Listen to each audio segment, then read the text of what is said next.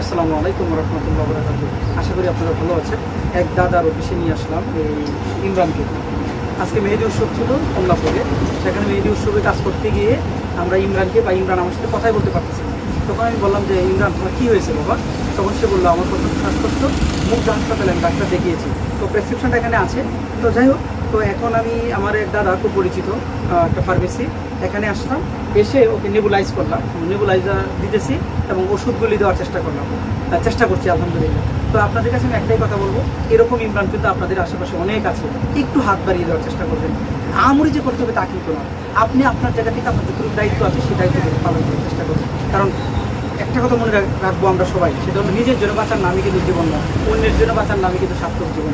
আর আমরি দিয়ে দিতে হবে তা না, আমিও করি না, আমার যে আমরি আছে তা না, যতটুকু পারা যায় ততটুকু, তা না পারলে আপনি একজনকে সৎ বুদ্ধি দেন, সব পরামর্শ দেন।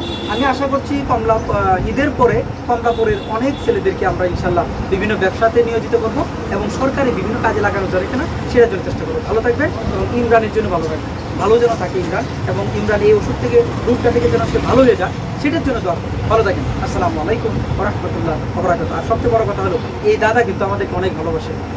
এই দাদার ফার্মেসিটার নাম কি? মা মেডিসিন কর্নার। এই মা মেডিসিন কর্নার কিন্তু হলো আপনার এসো সচেতন সোসাইটির অফিসের পাশেই। আপনারা যে আমাকে ভালোবাসেন তার বড় কাজ হলো কিন্তু এসো সচেতন সোসাইটিকে যেমন ভালোবাসেন, এই মা মেডিসিনের কাছে কিন্তু দাদার কাছে পরামর্শ নেওয়া বা অন্যান্য বিষয়গুলো রোগ সম্পর্কে নেওয়া সেটা কিন্তু বলে। আজকে কিন্তু দেখেন দাদার ফার্মেসিতেই কিন্তু আমি আসলাম, উদ্দেশ্যটা ছিল দাদার ফার্মেসিতে আশা করি একটা সমাধান পেয়ে যাবো। যাক, পেয়ে গেলাম, আর ওষুধগুলি দেওয়ার চেষ্টা করছি। ভালো থাকবেন। এরকম ইমরান যদি পেয়ে থাকেন কিছুটা চেষ্টা করবেন, কারণ দেখুন আপনার সন্তানটা যেমন ভালোবাসার আদরে, এই সন্তানটি যখন মার গর্ভে জন্ম হয় সেই মাও কিন্তু এই সন্তানটিকে এতটুকু ভালোবেসেছিল।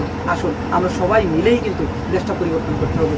এই যে বলেন দেশ পরিবর্তন কোনোদিন হবে না আপনি আমি যদি পরিবর্তন না হই। ভালো থাকেন। এতক্ষণ আপনাদের সঙ্গে ছিলাম সমাজকর্মী এবং জনস্বাস্থ্যবিদ মোহাম্মদ মাজহারুল ইসলাম, এবং আমার সাথে ছিল ইমরান এবং মা ফার্মেসির যে উনি। ভালো থাকেন। আসসালামু আলাইকুম ওয়া রাহমাতুল্লাহি ওয়া বারাকাতুহু।